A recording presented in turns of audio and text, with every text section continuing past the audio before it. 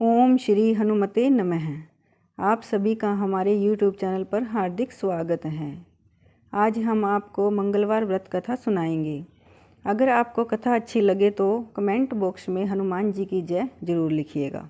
जो भी भक्त सच्ची श्रद्धा के साथ नियम और निष्ठा के साथ मंगलवार के दिन मंगल देवता का पूजन करते हैं, हनुमान जी का पूजन करते हैं, मंगलवार का व्रत रखते हैं, उनके सभी दुख और कष्ट दूर हो जाते हैं तथा सभी प्रकार के सुख और समृद्धि की प्राप्ति होती है। मंगलवार के व्रत को करने से सभी प्रकार के दैविक एवं भौतिक सुखों को देने वाला, संतान की प्राप्ति के लिए, रक्त विकारों को नष्ट करने के लिए और आत्म शक्ति का विकास, राज सम्मान प्राप्ति तथा संपूर्ण मनोकामनाओं को सिद्ध करने के लिए मंगलवार का व्रत किया जाता है। श्री पद्म पुराण में मंगलवार के व्रत और कथा का विस्तार पूर्वक वर्णन किया गया है। इस व्रत को प्रत्येक स्त्री या पुरुष कर सकते हैं।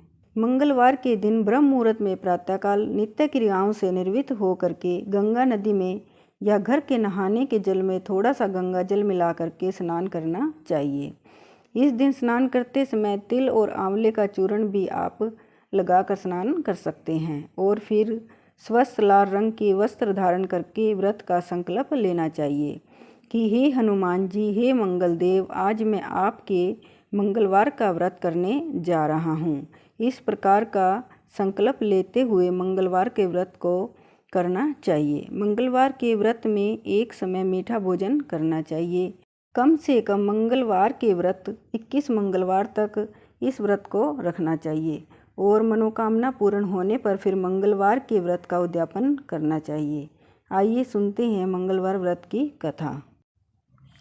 मंगलवार का व्रत नियमित रूप से करने वालों को हनुमान जी अपने समान वीर बनने का आशीर्वाद देते हैं। भूत प्रेत आदि बाधाग्रस्त व्यक्तियों को मंगलवार का व्रत अवश्य करना चाहिए। आइए सुनते हैं मंगलवार व्रत की कथा। ऋषिनगर में केशवदत्त ब्राह्मण अपनी पत्नी अंजलि के साथ रहता था। केशवदत्त के घर में धन संपत्ति की कोई कमी नहीं थी। नगर में सभी केशवदत्त का सम्मान करते थे, लेकिन केशवदत्त संतान नहीं होने से बहुत चिंतित रहता था।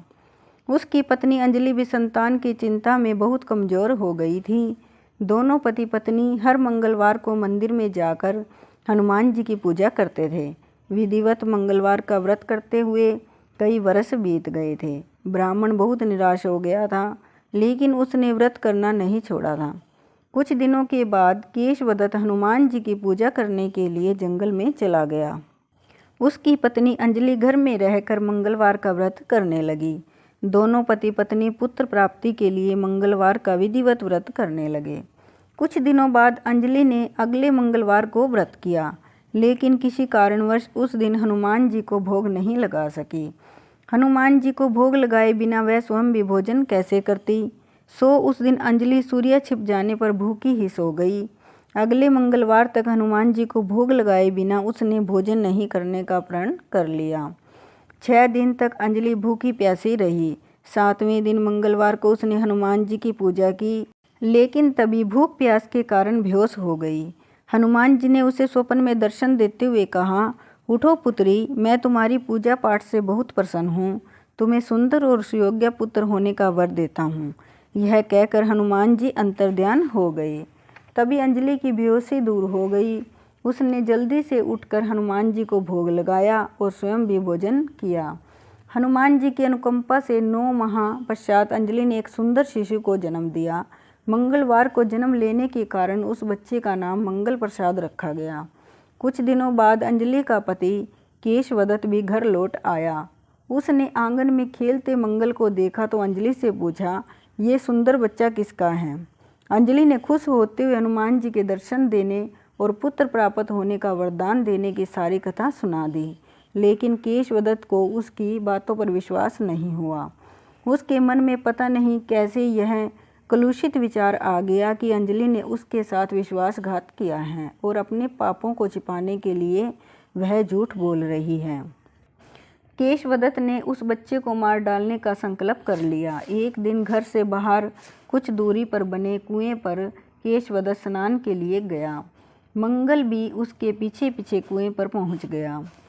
वे केशवदत्त ने स्नान के बाद मंगल को उठाकर उस कुएं में डाल दिया और चुपचाप घर लौट आया। अंजलि ने उसके साथ मंगल को नहीं देखा तो पूछा, मैंने मंगल को आपके पीछे जाते देखा था, वह आपके साथ लौट कर क्यों नहीं आया?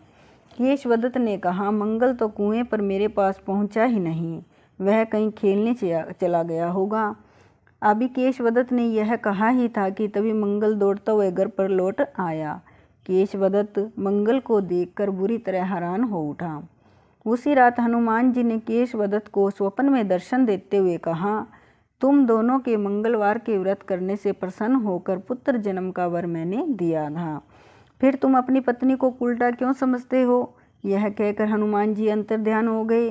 तभी बिस्तर से उठकर केशवदत्त ने दीपक जलाकर रोशनी की और अंजलि को जगाकर उससे क्षमा मांगते हुए स्वप्न में हनुमान जी के दर्शन देने की सारी बात बताई। उसने अपने बेटे को हृदय से लगाकर बहुत प्यार किया। उस दिन के बाद सभी आनंदपूर्वक रहने लगे। मंगलवार का विधिवत व्रत करने से उनके घर के सभी कष्ट नष्ट हो गए। इस तरह जो स्त्री पुरुष विधिवत मंगलवार का व्रत करके व्रत कथा सुनते हैं, हनुमान जी उनके सभी कष्ट दूर करके घर में धन संपत्ति का भंडार भर देते हैं। बोलिए हनुमान बजरंग बली की जय। अगर आपको कथा अच्छी लगी हो तो वीडियो को लाइक करें, शेयर करें व चैनल को सब्सक्राइब जरूर करें।